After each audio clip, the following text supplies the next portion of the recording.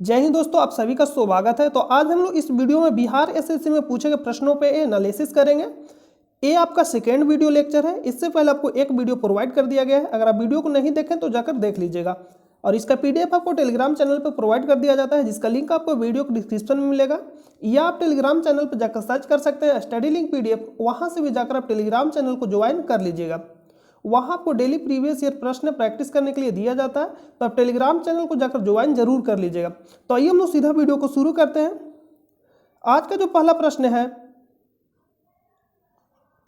यदि एक पेंडुलम से दोलन करने वाली घड़ी को पृथ्वी से चंद्रमा पर ले जाएं तो घड़ी होगी सुस्त होगी, तेज होगी, या पृथ्वी के समान समय देगी, या कार्य करना बंद कर देगी। तो आपको मालूम है, एक फार्मूला याद होगा, T बराबर 2 root under L by G. T बराबर 2 root under L by G, जहाँ T को बोलते हैं आवर्तकाल, L लंबाई हो गया और G आपका हो गया पृथ्वी का, G का मान यानी गुरुत्वाकर्षण। गुरुत्व होता है, गुरुत्वाकर्षण ऐसे नहीं होता, गुरुत्व का मान ये हो गया G का मान। तो यहाँ पे जो G बराबर होता है पृथ्वी और चंद्रमा, जितना G का मान पृथ्वी पर होता है उससे 1/6 कहाँ होता है, चंद्रमा पे। यानी कहने का मतलब है, अगर पृथ्वी पे 6 होगा तो चंद्रमा पे कितना होगा, 1 होगा, क्योंकि जितना पृथ्वी पर G का मान होता है उसका 1/6 कहाँ होता है, चंद्रमा पे। यानी पृथ्वी पर G का मान अगर G होगा तो चंद्रमा पे कितना होगा G का मान, 1/6, याद रखिएगा। तो T बराबर जो फार्मूला बताए 2 रूट अंडर L बाई जी, तो हम यहाँ क्या करेंगे, T और G में संबंध निकालेंगे। तो जिसमें संबंध निकालना होता है उसके अलावे सभी को क्या करेंगे, हटा देंगे। तो यहाँ लेंगे T और सिर्फ यहाँ G। तो हम यहाँ क्या करेंगे, T बराबर रूट अंडर 1/G ले लेते हैं। तो हम अभी आपको बताएं कि G का मान पृथ्वी पर जितना होगा उससे 1/6 होता है चंद्रमा पे। तो हम G का मान पृथ्वी पर मान लेते हैं कुछ भी मतलब मान लीजिए कि 6 होता है। G का मान पृथ्वी पर मान लेते हैं कि कितना है, 6। तो चंद्रमा पे कितना होगा, 1 होगा, क्योंकि 1/6 होता है चंद्रमा पे G का मान, तो 1 होगा। अगर यहाँ रखिएगा कि यदि एक पेंडुलम से दोलन करने वाली घड़ी को पृथ्वी से चंद्रमा पर ले जाना है, तो यहाँ हम निकाल लेंगे कि अगर समय जिसका ज़्यादा लगेगा, उसका कहने का मतलब उसका स्पीड कम है। पॉइंट को समझिएगा, जैसे में अगर समय ज़्यादा लगेगा कहने का मतलब स्पीड कम है, और समय कम लग रहा है तो स्पीड ज़्यादा है। जैसे में अगर आप कहीं 1 घंटा में जा रहे हैं, मान लीजिए 100 किलोमीटर दूरी है और आप 1 घंटा में जा रहे हैं, इसका कहने का मतलब है आप 1 घंटा में 100 किलोमीटर चल रहे हैं, यानी गति ज़्यादा है। लेकिन अगर समय 2 घंटा लग रहा है, इसका कहने का मतलब आपका जो गति है 50 किलोमीटर पर आवर है। यानी समय ज़्यादा लगेगा तो गति कम है, और गति ज़्यादा है तो समय कम लगेगा। तो हम लोग अगर समय निकाल लेंगे तो ये पता चल जाएगा जो पेंडुलम है सुस्त होगा या तेज होगा। तो हम T बराबर जो फार्मूला बताएं 2 रूट अंडर L बाई जी, आप याद रखिएगा। तो हम यहाँ संबंध निकालना है तो 1/G, और जो चंद्रमा पे G का मान होता है कितना होता है, 1/6। पृथ्वी पर जितना मान होता है उसका 1/6 होता है। तो पृथ्वी पर मान लीजिए कि G का मान G है, तो चंद्रमा पे कितना होगा, 1/6। 1/6, तो ये जो 6 है कहाँ चला जाएगा, ऊपर। यानी यहाँ पे अगर आप हल करिएगा इसको तो T बराबर आएगा root under 6 by root under G, इतना आएगा। यानी आप कह सकते हैं, अगर ऐसे नहीं समझ में आया तो आप सिंपल भाषा में समझ सकते हैं कि अगर पृथ्वी पर G का मान 4 है तो चंद्रमा पर हम मान लेते हैं कि 1/6 होगा, तो यहाँ 6 मानिए पृथ्वी पे, 1 होगा। तो किसी चीज़ को अगर आप भागा दीजिएगा किसी अंक में, T बराबर अगर 1/1 से भागा देते हैं तो क्या आएगा, 1 आएगा। लेकिन यही अगर 6 से भागा दीजिएगा तो T बराबर 1/6 आएगा, क्योंकि बड़ा अंक से भागा दीजिएगा तो जो वैल्यू आएगा छोटा आएगा, और छोटा अंक से जो भागा दीजिएगा जो वैल्यू आएगा बड़ा आएगा। तो यानी जो चंद्रमा पे G का मान होगा कम होगा, तो जब कम से भागा दीजिएगा तो जो समय लगेगा अधिक होगा, और G का जो मान होता है पृथ्वी पे चंद्रमा पर से अधिक होता है, तो अधिक से जब भागा दीजिएगा जो समय लगेगा क्या होगा, कम लगेगा। यानी हम कह सकते हैं जो पृथ्वी पे जो समय लगेगा उससे ज़्यादा समय लगेगा चंद्रमा पे। तो जब ज़्यादा समय लगेगा तो इसका कहने का मतलब है जो पेंडुलम है क्या होगा, सुस्त हो जाएगा। तो यानी option number A right answer हो जाएगा। आई होप कि आप समझ गए होंगे। नेक्स्ट प्रश्न पे चलते हैं, क्योंकि प्रश्न था कॉन्सेप्ट वाला तो आपको समझना बहुत जरूरी है। नेक्स्ट है कि सतलज नदी का उद्गम है, उद्गम कहाँ से होता है, मानसरोवर झील के निकट से। कैलाश पर्वत के मानसरोवर झील के निकट राकसताल झील से सतलज नदी निकलती है, तो तिब्बत से निकलती है। तो यानी अगर ऑप्शन में इनमें से कोई नहीं है तो आंसर इनमें से कोई नहीं होगा।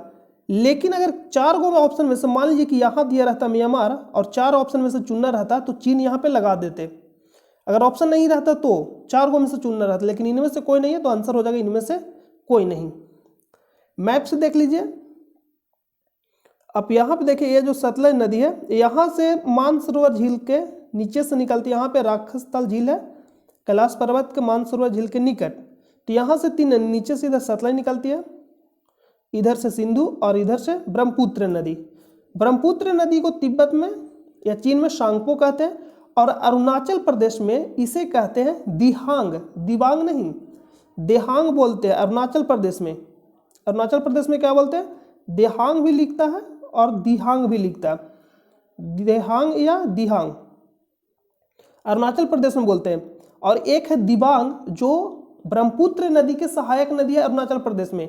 दिबांग जो क्या है, ब्रह्मपुत्र नदी के सहायक नदी है, तो दिबांग नाम नहीं है अरुणाचल प्रदेश में ब्रह्मपुत्र नदी का, सहायक नदी है दिबांग है जो, और जो दिहांग है वो क्या है, ब्रह्मपुत्र नदी का अरुणाचल प्रदेश में नाम है। तो आप इसको याद रखिएगा, मोस्ट इंपॉर्टेंट है। नेक्स्ट प्रश्न पे चलते हैं। नेक्स्ट है कि भारतीय संविधान सभा ने भारतीय राष्ट्रीय ध्वज की रूपरेखा को अंगीकार किया था, तो अंगीकार कब किया था, 22 जुलाई 1947 को, ऑप्शन नंबर डी। और बाकी जो भी पूछेगा राष्ट्रगान राष्ट्रगीत वो कब होगा, जब संविधान लागू हो रहा था। तो संविधान लागू कब हुआ था, 26 जनवरी 1950 को, 26 जनवरी 1950 को। तो जस्ट इससे 2 दिन पहले आएंगे, तो यानी 24 जनवरी 1950 को राष्ट्रीय गीत राष्ट्रीय गान को अपनाया गया था। तो राष्ट्रीय गीत और राष्ट्रीय गान पूछेगा तो 24 जनवरी 1950, लेकिन यहाँ पूछा राष्ट्रीय ध्वज तो 22 जुलाई 1947, यानी option number D right answer हो जाएगा, ऑप्शन नंबर डी। क्योंकि भारत आजाद कब हुआ था, 15 अगस्त 1947 को, तो पहले अपनाएंगे तो ही ना झंडा हम लोग तोलन करेंगे, यानी फहराएंगे, इस तरह से याद रखिएगा। तो यहाँ पे 15 अगस्त उस दिन तो अपनाएंगे नहीं, यहाँ 17 सितंबर यानी अगस्त के बाद है, यहाँ 23 अगस्त है, तो यहाँ क्या हो जाएगा आंसर 22 जुलाई 1947। इस तरह से आप याद रखिएगा। इससे रिलेटेड प्रश्न पूछा जाएगा कि जो फ्लैग है यानी राष्ट्रीय जो ध्वज है इसका लंबाई और चौड़ाई का अनुपात क्या होता है, लंबाई और चौड़ाई का अनुपात, तो लंबाई हमेशा ज़्यादा होगा यानी 3 और जो चौड़ाई होगा 2 होगा। तो लंबाई और चौड़ाई का जो अनुपात होता है 3:2। लेकिन प्रश्न में क्या करता है, उलट के पूछ देता है। क्या करता है, उलट के पूछेगा। उलट में क्या पूछेगा, उल्टा में कि चौड़ाई और लंबाई का अनुपात क्या होता है। तो चौड़ाई अगर पहले पूछेगा तो चौड़ाई पहले हो जाएगा 2:3। तो प्रश्न को आप ध्यान से पढ़िएगा और आंसर ध्यान से लगाइए, नहीं तो गलत हो जाएगा। नेक्स्ट प्रश्न पे चलते हैं। नेक्स्ट प्रश्न है, देखिए ये जो आप देख रहे हैं ये क्या है, राष्ट्रीय चिन्ह है। राष्ट्रीय चिन्ह है कहाँ से लिया, अशोक स्तंभ से लिया गया, सारनाथ से लिया गया। इसके नीचे लिखा गया सत्यमेव जयते, इसके नीचे क्या लिखा है, सत्यमेव जयते, जो कहाँ से लिया गया, मुंडको उपनिषद से लिया गया। प्रश्न पूछा जाता है। इसमें जो आप देख रहे हैं यहाँ पे कमेंट करके बताइएगा कि इसमें कितना टाइगर यानी बाघ है स्थित है। और यहाँ पे जो आप देख रहे हैं ये जो पट्टी है इस पे एक तरफ घोड़ा है और एक तरफ क्या है, सांड है। तो ये भी प्रश्न कभी कभी पूछ देता है। और ये जो चक्र देख रहे हैं, तो झंडा में जो चक्र होता है यानी फ्लैग में एक इसका प्रतीक क्या है, तो प्रगति, ये क्या बताता है, प्रगति। नेक्स्ट प्रश्न पे चलते हैं। तो अब इतना याद रखिएगा, मोस्ट इंपॉर्टेंट है। और ये जो चिन्ह जो लिया गया था कब अपनाया गया था, ये भी पूछा जा सकता है। तो जब संविधान अपनाया गया था यानी 26 जनवरी 1950 को, उसी समय इसको भी अपनाया गया था राष्ट्रीय चिन्ह को। नेक्स्ट प्रश्न पे चलते हैं। नेक्स्ट है कि राष्ट्रीय गान पहली बार गाया गया था 1911 के कोलकाता अधिवेशन में। 1911 के कोलकाता अधिवेशन में गाया गया था पहली बार राष्ट्रीय गान को। और अध्यक्षता कौन गए थे, पंडित विश्व नारायण धर, ये प्रश्न पूछा जाएगा, मोस्ट इंपॉर्टेंट है। और एक प्रश्न पूछा जाएगा कि राष्ट्रीय गीत को पहली बार कब गाया गया था, तो 1896 के कोलकाता अधिवेशन में गाया गया था, जिसका अध्यक्षता कौन के थे, रहमतुल्लाह सियानी। नेक्स्ट प्रश्न पे चलते हैं। नेक्स्ट है कि भारत में श्वेत क्रांति के जनक माने जाते हैं, श्वेत क्रांति के जनक भारत में पूछा गया, तो भारत में doctor Varghese Kurien, option number A right answer हो जाएगा। नेक्स्ट है मोरारजी देसाई, जो ऑप्शन दिया गया है मोस्ट इंपॉर्टेंट ऑप्शन दिया गया, इसी के समय यानी मोरारजी देसाई के समय ही जब प्रधानमंत्री थे 44वां संविधान संशोधन 1978 में होता है, और इसमें बहुत ही ज़्यादा मोस्ट इंपॉर्टेंट जोड़ा जाता है। जैसे में अगर देखेंगे जोड़ा भी जाता है और कुछ हटाया भी जाता है। लोकसभा का जो कार्यकाल रहता है 42वां संविधान संशोधन के तहत 6 वर्ष कर दिया जाता है, उसी को घटाकर 44वां संविधान संशोधन के तहत 5 वर्ष किया जाता है। तो सीधा प्रश्न आपसे पूछा जाएगा लोकसभा के कार्यकाल किस संविधान संशोधन के तहत 6 वर्ष कर दिया गया, तो आंसर होगा 42वां। लेकिन प्रश्न पूछा जाएगा कि लोकसभा का कार्यकाल 6 वर्ष से पुनः 5 वर्ष कर दिया गया किस संविधान संशोधन के तहत, तो आंसर हो जाएगा 44वां संविधान संशोधन 1978 में हुआ था। और इसी के समय संपत्ति के अधिकार को अनुच्छेद 19 के 6 और 31 में जो है 31 और अनुच्छेद 19 के 6 दोनों में वर्णन है संपत्ति का अधिकार।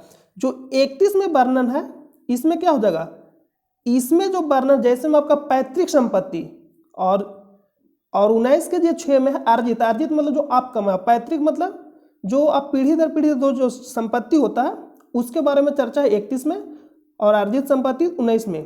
तो जो संपत्ति का अधिकार था उसको हटा के 300 के काम में रख दिया गया किस संविधान संशोधन के तहत, 44वां संविधान संशोधन के तहत। और आप हो गया कानूनी अधिकार। कानूनी अधिकार का मतलब होता है कि सरकार आपसे छीन सकती है लेकिन आम जनता आपसे छीन नहीं सकती है। नेक्स्ट प्रश्न पे चलते हैं। और मूल अधिकार का मतलब होता है कि आपसे कोई भी नहीं छीन सकता है। तो आप अंतर समझ गए होंगे। नेक्स्ट प्रश्न है भारत का राष्ट्रीय फल है आम, ऑप्शन नंबर डी। और कभी कभी वैज्ञानिक नाम दे देता मैंगोफेरा इंडिका। नेक्स्ट प्रश्न यहाँ पे दिया गया प्रतीक चिन्ह राष्ट्रीय ध्वज, आपको हम बता दिए अभी तुरंत। राष्ट्रीय फल, राष्ट्रीय पशु, ये सब तो आपको आता ही होगा, आप एक बार इसको देख लीजिएगा। नेक्स्ट है कि भारत में हरित क्रांति के जनक किसे माना जाता है, तो भारत में पूछा गया तो एम.एस. स्वामीनाथन को माना जाता है, एम.एस. स्वामीनाथन। लेकिन यही पूछता सिर्फ हरित क्रांति के जनक तो विश्व में लेके चलेंगे तो नॉर्मन बोरलॉग। ऑप्शन नंबर यहाँ पे जो आंसर होगा ऑप्शन नंबर बी, भारत में पूछा गया। नेक्स्ट प्रश्न चलते हैं। और ये शुरू कहाँ से हुआ था हरित क्रांति, उत्तर प्रदेश यानी दिल्ली के पास उत्तर प्रदेश के ऊपर है, शामली से शुरू हुआ था हरित क्रांति। नेक्स्ट है राष्ट्रीय स्मार्ट गवर्नमेंट संस्थान कहाँ स्थित है, तो ये हैदराबाद में स्थित है। संस्थान कहाँ स्थित है, हैदराबाद में, ऑप्शन नंबर ए इसका राइट आंसर हो जाएगा। यहाँ पर ओरिजिनल इसका जो वेबसाइट है ऑफिशियल वेबसाइट, वहाँ आप जा सकते हैं NISG, आप गूगल पर जाकर के सर्च करिएगा, आप यहाँ से चला जाइएगा। देखिए यहाँ पे लिखा गया रजिस्टर्ड ऑफिस हैदराबाद में स्थित है। NISG का फुल फॉर्म क्या होता है, national institute for smart government. तो गूगल पे जाकर सर्च करिएगा NISG, आप वहाँ से चला जाइएगा, वहाँ से जाकर आप देख सकते हैं इसको।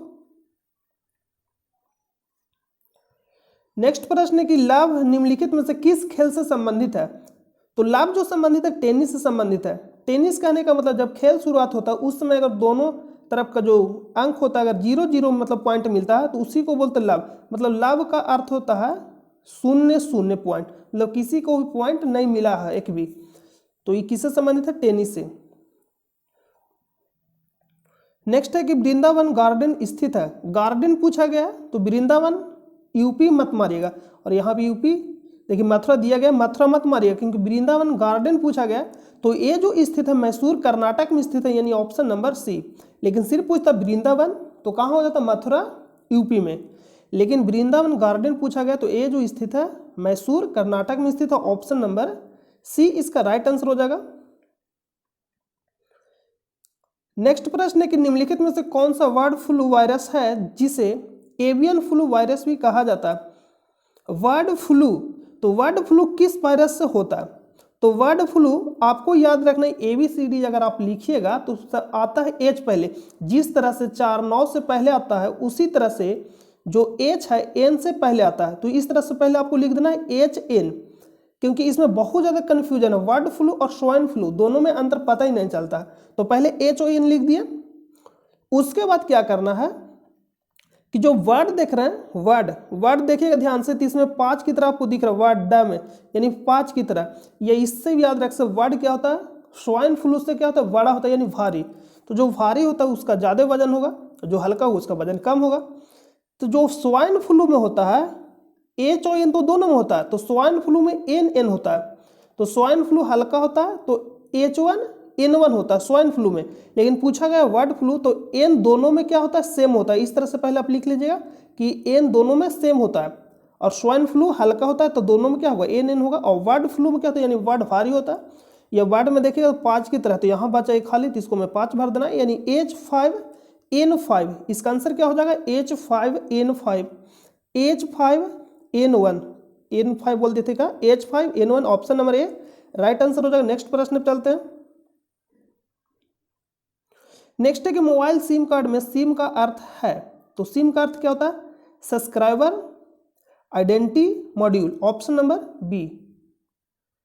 नेक्स्ट है निम्नलिखित में से कौन सा भारी पिंड सायंकाल या रात्रि में आकाश में सबसे अधिक चमकता है। तो सबसे अधिक कौन चमकता है, शुक्र। जो सबसे ज्यादा जो अधिक चमकता है कौन चमकता है, शुक्र, यानी option number D right answer हो जाएगा। और एक देखिएगा तो सूर्य से दूसरा नंबर पे पड़ता है शुक्र। तो पहला कौन है, बुध, शुक्र, पृथ्वी, मंगल, बृहस्पति, शनि, अरुण, वरुण।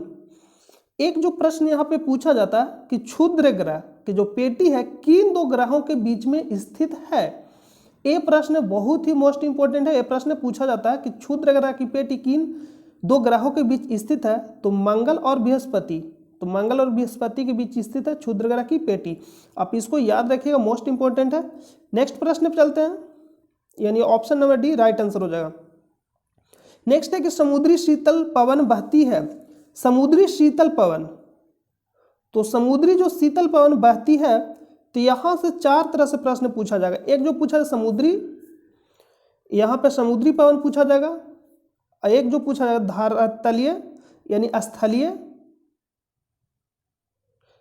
एक होता है स्थलीय समीर और एक होता है समुद्री समीर, और एक होता है पर्वतीय समीर और एक होता है घाटी समीर। 4 प्रश्न यहां से बन सकता है। तो चारों का आपको आराम से समझना है। जो कोई भी चीज जो फ्लो करता है, यानी कोई भी चीज अगर हवा जो फ्लो करता है, यानी अधिक दाब से कम दाब की तरफ, हवा जो फ्लो करेगा यानी अधिक दाब से कम दाब की तरफ। यानी जैसे पानी फ्लो करेगा तो क्या होगा, जिधर पानी का स्तर ज्यादा रहेगा और जिधर कम रहेगा तो अधिक स्तर वाले से कम स्तर की तरफ। उसी तरह से जो हवा है यानी अधिक दाब से कम दाब की ओर हवा मतलब चलती है। तो यहाँ पे हम लोग समझेंगे कि जो पेटी जो दाब बनेगा कैसे। तो यहाँ मान लीजिए कि दिन के समय, यानी यहाँ पे हम सूर्य मान लीजिए कि बना दिए हैं इसको, इधर क्या है समुद्र है यानी पानी, और इधर क्या है धरातल है इधर, ठीक है। तो सूर्य जो क्या होता है, अगर सूर्य के प्रकाश जो पड़ेगा, जो समुद्र का जो पानी होता है, समुद्र का जो पानी होता है स्थल के तुलना में ज्यादा मतलब बहुत धीरे धीरे गर्म होता है। यानी ये कह सकते हैं कि समुद्र का पानी से जल्दी गर्म कौन हो जाएगा, स्थल हो जाएगा। तो जब यहाँ गर्म होगा तो यहाँ से क्या होगा, भाप बन के ऊपर उड़ेगा, यानी भाप बन के पानी ऊपर उड़ेगा। एक तरह से मान लीजिए किसी के अगर आप ऊपर चढ़िएगा तो दाब क्या होगा, उसको ज़्यादा लगेगा, और जब उसके ऊपर से मतलब उतर जाइएगा तो दाब क्या हो जाएगा, कम जाएगा। तो जब दाब कमे उसी तरह से भाप बन के ऊपर उड़ेगा तो इधर क्या होगा, दाब कमेगा, यानी कम दाब इधर बनेगा, और इधर क्या होगा, इसके तुलना में एक क्या होगा, धीरे धीरे गर्म होगा। तो इधर क्या हो जाएगा, दाब अधिक बनेगा। तो कोई भी चीज़ जो फ्लो करेगा अधिक से कम की ओर, तो जो हवा चलेगा समुद्र से स्थल की ओर, तो जिधर से हवा चलता है उसी का नाम पड़ जाता है। तो जो क्या पड़ेगा इसका नाम, समुद्री शीतल पवन या समुद्री समीर पड़ जाएगा इसका नाम दिन में। लेकिन रात में क्या होता है, सेम कंडीशन रहेगा। रात में क्या होगा, मान ली कि रात में यहाँ पे क्या हो गया, समुद्र है और यह स्थल है, तो ये स्थल है। तो जो रात में होता है, ये जो आप देख रहे हैं ये धरातल है। तो धरातल क्या होता है कि जल्दी ठंडा हो जाता है, जितना जल्दी गर्म होगा उतना जल्दी ठंडा होता है। लेकिन जो समुद्र का पानी होता है आराम आराम से ठंडा होता है, यानी इसके तुलना में जल्दी ठंडा होगा। तो जब ठंडा होगा और ये जल्दी गर्म होगा, सॉरी इसके तुलना में एक क्या होगा, जैसे मान लीजिए कि समुद्र है यहाँ पे और ये धरातल है, तो धरातल जब ऊपर से मतलब जो रात में क्या होता है कि जो धरातल है जल्दी ठंडा होगा, और इसके तुलना में जो समुद्र रहेगा गर्म रहेगा, तो गर्म रहेगा तो जो भाप बन के पानी ऊपर उड़ेगा तो इधर क्या बनेगा, लो प्रेशर यानी कम दाब, और इधर अधिक दाब। हम अभी आपको तुरंत बताएं कि जब भी चलेगा पवन तो अधिक से कम की तरफ, तो जब ये चलेगा स्थल से समुद्र से की ओर, स्थल से समुद्र की ओर, तो इसको बोलेंगे स्थलीय समीर। तो स्थलीय समीर कब चलता है, रात में। ये प्रश्न पूछा जाएगा, स्थलीय जो समीर रहेगा कब चलेगा, रात में चलेगा, स्थल से समुद्र की ओर, स्थल से समुद्र की ओर। लेकिन यहाँ पे पूछा समुद्रीय समीर, समुद्री शीतल पवन बहती है, तो ये कब चलेगा, दिन में, यानी समुद्र से स्थल की ओर। तो यहाँ पे जो रात वाला जो आंसर है ऑप्शन, ये तो कट जाएगा, दिन वाला बचा, तो दिन में भूमि से समुद्र की ओर, तो जिधर से पवन चलता है उसी पे नाम पड़ जाता है, तो भूमि वाला तो होगा नहीं, भूमि से समुद्र की ओर, तो आंसर क्या हो जाएगा, दिन में समुद्र से भूमि की ओर, option number B. I hope कि आप समझ गए होंगे। नेक्स्ट प्रश्न पे चलते हैं। नेक्स्ट है कि जब प्रकाश की तरंग वायु से कांच में होकर गुजरती है तब कौन से परिवर्तन प्रभावित होगा, आवृत्ति नहीं बदलता है। तो यहाँ पे option number A B C तो नहीं होगा, तो प्रभावित होगा तो क्या हो जाएगा, ऑप्शन नंबर डी वेग। इसके बारे में समझना, सघन और एक होता है विरल। तो हवा क्या है, कांच की तुलना में, हवा जो है कांच की तुलना में विरल है, विरल और सघन होता है। तो विरल यानी कहने का मतलब है भीड़ वाले एरिया में अगर आप जाइएगा तो आप भी बाइक को क्या करते हैं, स्लो कर लेते हैं। तो उसी तरह से जो प्रकाश आएगा, ये मान लीजिए कि हवा है और ये क्या है, नीचे वाला कांच है, तो यहाँ से मान लीजिए कि प्रकाश आता है, ऊपर क्या है हवा और नीचे क्या है कांच, तो हवा होता है विरल और कांच होता है सघन। तो जब भी सघन वाले एरिया में जाइएगा तो गति आपका क्या होता है, कम जाता है। तो इसलिए जो इसका जो आंसर होगा ऑप्शन नंबर डी, आवृत्ति में कोई चेंजिंग नहीं आता है। नेक्स्ट प्रश्न है, इसको कुछ नहीं करना है, इसका औसत निकालना है कि एक पिंड कुल दूरी का आधा भाग v1 से यात्रा करता है तथा शेष आधा भाग v2 से यात्रा करता है, तब उस पिंड का औसत वेग क्या होगा। मान लेते हैं कि कुल दूरी है जो कितना है, d है, कुल दूरी क्या है, d है। तो आपको मालूम है कि औसत निकालने के लिए कुल दूरी बटा में कुल समय, तो कुल दूरी कितना है, d, और समय यहाँ पे दिया नहीं गया है। तो प्रश्न में बोला गया कि जो आधी दूरी है v1 से, तो आधी दूरी v1 से यानी d टोटल दूरी था, तो आधा दूरी कितना हो जाएगा, d/2, और इसको जो तय करेगा v1 से तय करेगा, तो दूरी में हम अगर भागा दे देंगे वेग से तो समय निकल जाएगा, तो यानी d/2, और इसको v1 से भागा दे देते हैं, उसी तरह से d/2 इसको v2 से भागा देते हैं।